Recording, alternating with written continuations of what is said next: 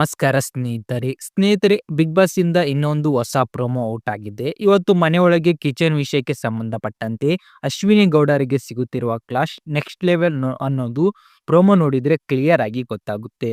ಇವತ್ತು ಯಾಕೋ big boss team Ashwini ಅವರ ಎಲ್ಲಾ ಮೂವ್ಸ್ ಎಲ್ಲಾ ಆಟಗಳನ್ನೆಲ್ಲ ಒಂದೊಂದಾಗಿ ಎಕ್ಸ್ಪೋಸ್ ಮಾಡುವ ಪ್ಲಾನ್ ಆಗಿ ಬಂದ ಹಾಗೆ ಕಾಣಿಸುತ್ತೆ. ಬಹಳ ದಿನಗಳಿಂದ ಜನ ಕೇಳ್ತಾ ಇದ್ರು ಈಗಾದ್ರೂ ಅವ್ರಿಗೆ ಸ್ಟ್ರಿಕ್ಟ್ ಕ್ಲಾಸ್ ಕೊಡಲಿ ಅಂತ. ಆ ಕ್ಷಣದಿಂದ ಅವರು ಈಗಲಾದ್ರೂ ಬದಲಾಗ್ತಾರೆ ಅಂತ ಪ್ರೋಮೋ ದೊಡ್ಡ ಮಟ್ಟದ ಕ್ರೇಜ್ ಕ್ರಿಯೇಟ್ ಮಾಡಿದೆ ಗೈಸ್. ಎಪಿಸೋಡ್ ನಲ್ಲಿ ಏನಾಗುತ್ತೆ ಅನ್ನೋದು ಇನ್ನೂ ಇಂಟ್ರೆಸ್ಟಿಂಗ್. ನಾನು ನೋಡಿ ಏನು ಅನಿಸ್ತದೆ ಅಂತ ಕಾಮೆಂಟ್ ಹೇಳ್ತೀನಿ. ನೀವು ಕೂಡ ನಿಮ್ಮ ಅನಿಸಿಕೆಗಳನ್ನ ಕಾಮೆಂಟ್ ಮೂಲಕ ತಿಳಿಸಿ.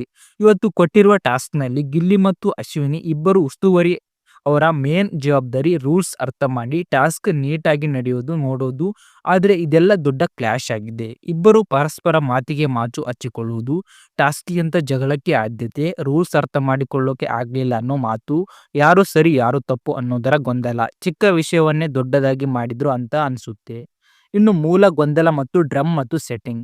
ಅಲ್ಲಿ ಒಂದು ಡ್ರಮ್ ಹೇಗೆ ಇಡಬೇಕು ಅನ್ನೋದು ರೂಲ್ ಬುಕ್ ನಲ್ಲಿ ಇದೆ. ಅದು ತಾವೇ ಅದನ್ನ ಏರಿಸೋಕೆ ಯತ್ನ. ಅಭಿ ಕಾಲು ಒದಿಯೋದು, ಗಿಲ್ಲಿ ಬಂದು ಮಾತು, ಧನುಷ್ ರಿಯಾಕ್ಷನ್, ಆಮೇಲೆ ಅಶ್ವಿನಿ ಬಂದು ಮಧ್ಯಪ್ರವೇಶ.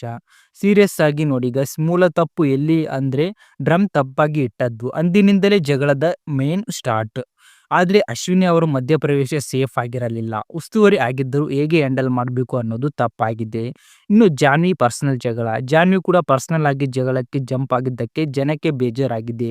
ಸಿಚುವೇಶನ್ ಹ್ಯಾಂಡ್ಲಿಂಗ್ ನಲ್ಲಿ ಎಲ್ಲರೂ ತಪ್ಪು ಮಾಡಿದ್ದಾರೆ ಅನ್ನೋದು ಕ್ಲಿಯರ್ ಆಗಿದೆ. ಪ್ರೋಮೋನಲ್ಲಿ ಸುದೀಪಣ್ಣ ಹೇಳ್ತಾರೆ, ಊಟ ಬಿಟ್ಟು ಅವನ ನನ್ನ ಹತ್ತಿರ ಬಂದು ಸಾರಿ ಕೇಳಬೇಕು ಅನ್ನೋ ಆಟಿಟ್ಯೂಡ್ ಬೇಡ. ಇದು ನೇರವಾಗಿ ಎಮೋಷನಲ್ ಬ್ಲ್ಯಾಕ್ ಮೇಲ್ ಆಗಿಬಿಡುತ್ತೆ.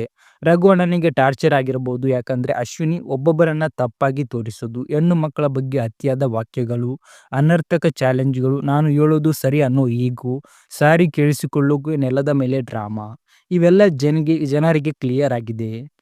ಎಲ್ಲರಿಗೂ ಕೇಳಿದ ಪ್ರಶ್ನೆ, ಸುದೀಪ್ ಅಣ್ಣ ಕ್ಲಾಸ್ ಕೊಡ್ತಾರ? ಎಷ್ಟೋ ವಾರದಿಂದ ಜನ ಹೇಳ್ತಿದ್ರು ಅಶ್ವಿನ್ಗೆ ಕಟ್ಟ ಕ್ಲಾಸ್ ಕೊಡ್ರಿ ಅಂತ. ಇವತ್ತು ಆ ಕ್ಷಣ ಬಂದಿದೆ ಅನ್ಸುತ್ತೆ. ಬಟ್ ನನ್ನ ಪ್ರಕಾರ ಕೇವಲ ಅಶ್ವಿನ್ಗೆ ಮಾತ್ರ ಅಲ್ಲ, ಗಿಲ್ಲಿಗೂ, ರಘು ಅಣ್ಣನಿಗೂ, ಜಾನ್ವಿಗೂ ಉಸ್ತುವಾರಿ ವಿಷಯದಲ್ಲಿ ಸಣ್ಣ ದೊಡ್ಡ ಹಲವಾರು ತಪ್ಪುಗಳು ಇವೆ. ಎಲ್ಲರಿಗೂ ಪಾಠ ಆಗೋದು ಬೇಕು. ಇದರ ಬಗ್ಗೆ ನಿಮ್ಮ ಅನಿಸಿಕೆಗಳನ್ನ ಕಮೆಂಟ್ ಮೂಲಕ ತಿಳಿಸಿ ಗೈಸ್. ವಿಡಿಯೋ ಇಷ್ಟ ಆದರೆ ಲೈಕ್ ಮಾಡಿ, ನಮ್ಮ ಚಾನಲ್ ಸಬ್ಸ್ಕ್ರೈಬ್ ಮಾಡಿ.